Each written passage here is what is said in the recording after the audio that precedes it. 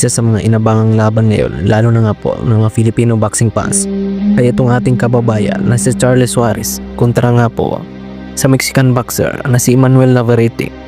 Maraming boxing fans nga po ang nagsasabi na sobrang biyado nga po ang ating kababayan sapagkat sa experience pa lamang ay lamang na talaga itong Mexican boxer.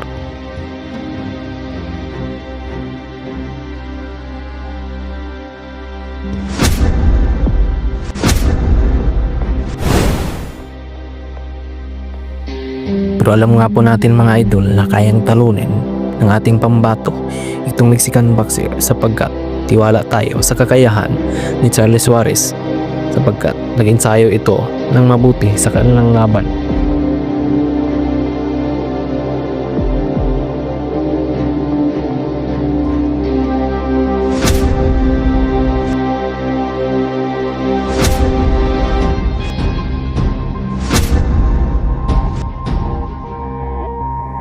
Kapag manalo ang ating kababayan ay isang karangalan ito para sa bansang Pilipinas na magkaroon ng isang bagong kampiyon.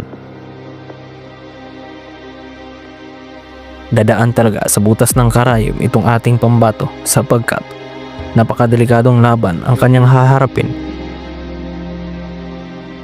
Bukas na nga po magaganap ang kanilang laban.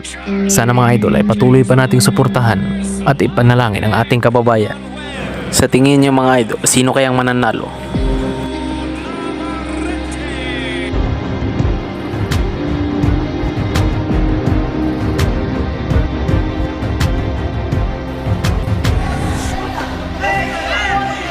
Oh, big shot! Oh no!